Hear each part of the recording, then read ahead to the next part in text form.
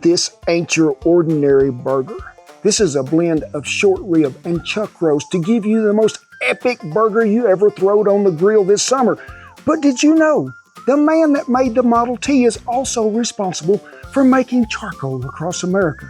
Due to him, we can have backyard barbecue cookouts. This is the final episode in our America 250 series, where we spent the last 4 weeks telling the stories of food and the people that shaped this country in honor of 250 years of this great nation. Today, we're going to introduce you to a man every griller in America owes a big thank you to, Henry Ford, for not only transforming our everyday transportation, but also how we grill. Today on the menu, the burger of summer. Now, I have seen so many bad burgers in my life, even eat some of them at restaurants to where I couldn't even finish. Had to look for meat on some of the burgers. When you take the bun off, it disappeared. But I am going to give you a blend of short rib and chuck roast that is going to blow your mind. And oh, it is so good with a special sauce. But when we're talking about short rib, and they come off down here at the bottom, look at all the flavor that's in there. And it's sort of got a, to me, really a buttery taste to it when you cook it. Now, we will debone these. And when you go to the store and you buy hamburger meat, a lot of times, and you've heard me tell you to buy it, 80-20 ground chuck. It just makes a better cut, it does. So we got this good chuck roast here. You can see it's got a little silver skin right here on one side. We will trim that off, but you need to get this, put it in the freezer about 45 minutes ahead of time, because that's going to help it grind better. But even something better than that, I am feeling generous today. I'm going to give you an even better tip. Go ahead and chunk it up into pieces, put it on a cookie sheet, then slide it in the freezer, and when you bring it back out there, it's ready to grind, because this is going to warm up a little as we begin the process. And we can start anywhere you want, but you know this, we call it short rib, it's got that rib bone in there, and we need to trim off there. So we'll get them trimmed best we can. Try not to leave none of that goodness on there, because all that is flavor that we need.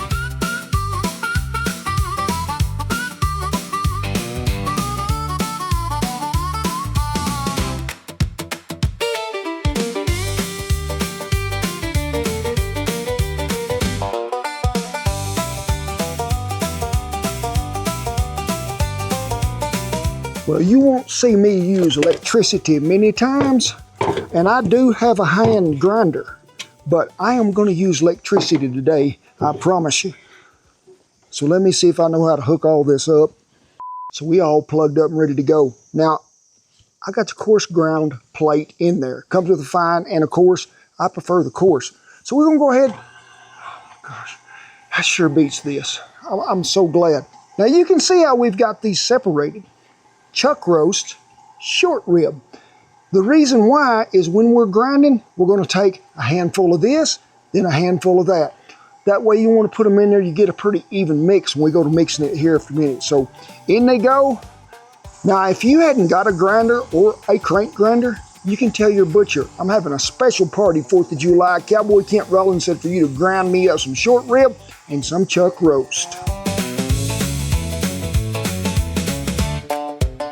Now, I think to really even get a better grind and a better texture of your burger, you run this ground back through again, and then you're set to go.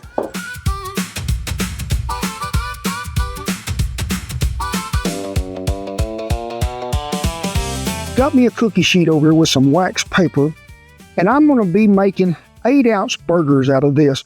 With the recipe that we give you, that's going to make 10 to 12 half-pound burgers. If I come to your house and I catch you making them little old 4 or 6 ounce, we're going to have to go out behind the wood pile, I promise you.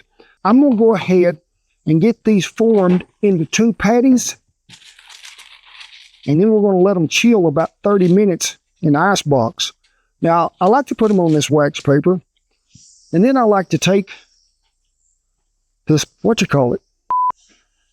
Now, we're not making smash burgers, but I want to get them to my desired thickness. So let's see what that looks like. It's gone. You know why it's gone?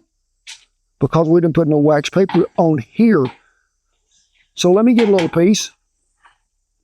That is a pretty good disappearing act, though. You know how else you can make them disappear? Put them on the ground, walk off and leave them. Them hounds will have them. So how thick do you like your burger? That is entirely up to you. But I'm thinking that is just about right. Now, I do like to come back, mash them edges just a little. And I hear you out there saying to yourself, well, you ain't seasoned them. We're not going to season them until we put them on the fire. We put the seasoning over now and dry them out.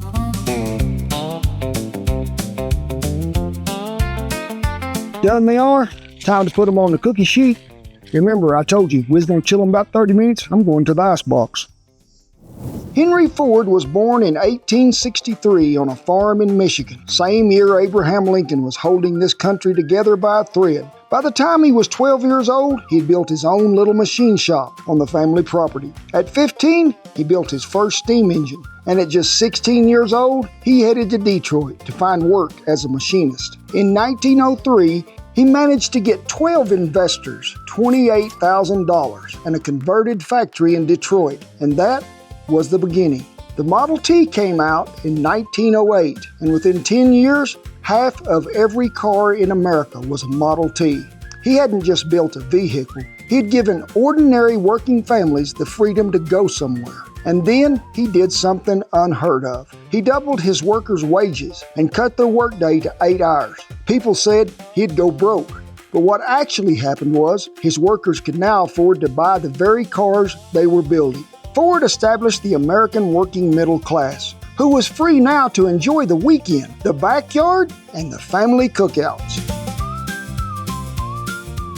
Every burger that I ever had that was worth its weight in gold had a secret sauce. But I'm going to give y'all a secret, so it's out there. And this starts out with some of the greatest things ever, which is my prized ingredient that I always love, some adobo sauce. Ooh, I'd say about that much. Get a little heat, that good smoky flavor, some brown spicy mustard. About that much. A little bit of mayo from the Duke's brand. Some ketchup. Then, we're going to give that a good mixing before we go any further. This here is what I really think throws it over the top. Zesty bread and butter pickles that have been diced up. So, in they go. 2 garlic cloves, because they want to belong. 1 half of a white onion. Chopped, diced, however you want to call it. It's going in the fridge. It's about to get time to build a fire. By the 1920s, Ford Motor Company was running timber operations in Michigan's Upper Peninsula because a Model T required about 100 board feet of wood for the frame, body panels, and the floorboards. But those mills were generating mountains of wood scraps and sawdust that had nowhere to go. Ford learned of a process of mixing charred wood particles with potato starch binder and pressing them into uniform little shapes. You light them, they burn white ash, and they produce a steady and even fire. Ford built a whole second factory just to produce these briquettes. A Michigan real estate agent and a timberman who was also Ford's cousin by marriage named Edward G. Kingsford helped him acquire the land. Kingsford helped Ford buy over 300,000 acres of Michigan timberland and put the whole operation together. Ford put his signature on every bag and sold them right through his car dealerships. When Ford died in 1947, the charcoal business was sold off to local investors who renamed it the Kingsford Chemical Company. And that's how summer grilling changed forever.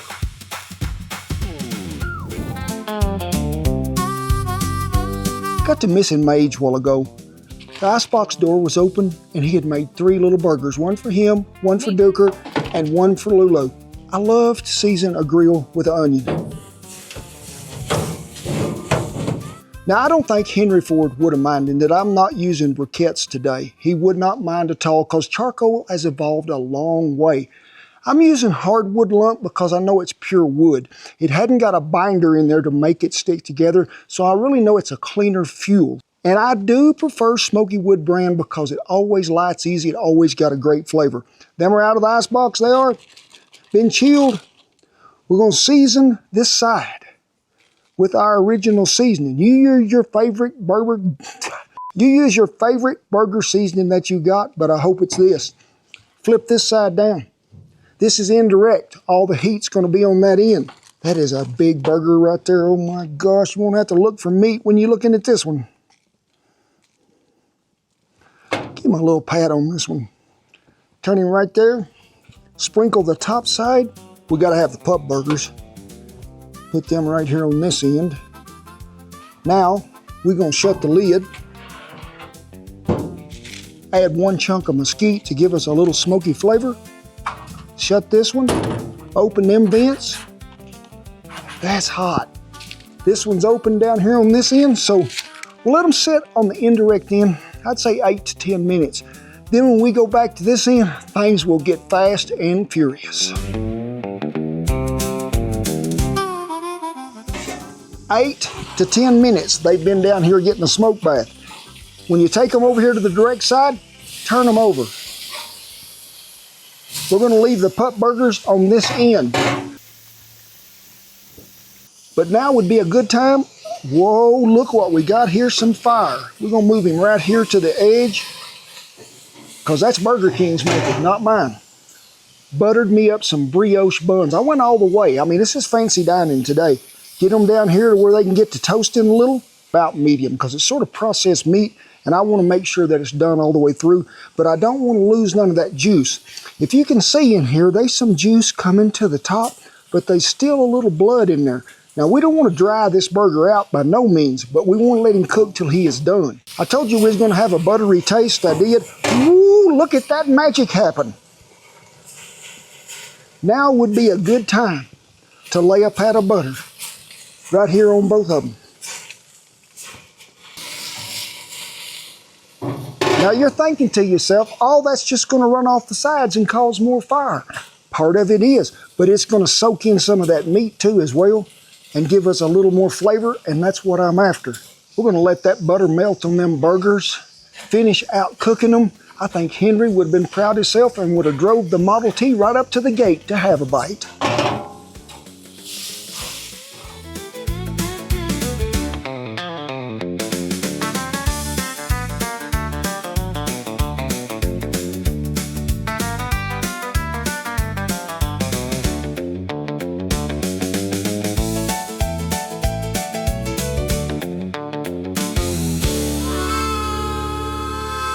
This is what I've been waiting for a while. Now, I could probably mash that down and Shannon get on to me for mashing the bun so I could bite it. So we're just going to cut it, Duker. How does that sound? Hope it don't look like shoe leather in there. Whoa, look at, I bet there's some juice run out. Whoa, yes. So. I'm waiting for the bite.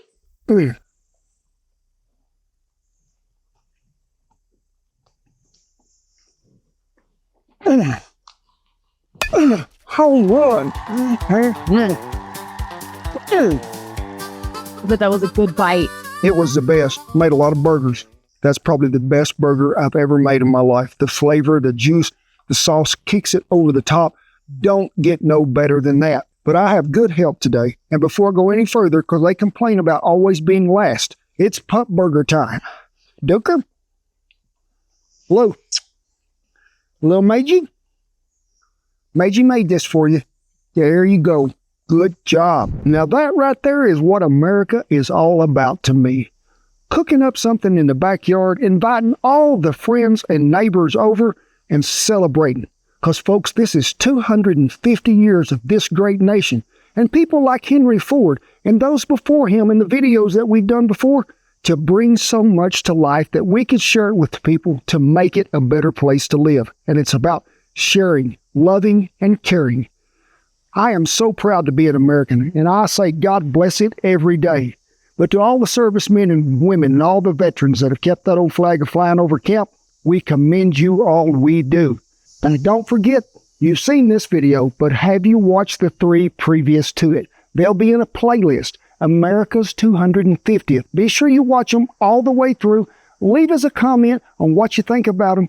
So get on in here. I'm going to give you a big old hug. God bless you each and every one, and I'll see you down the America 250th birthday trail.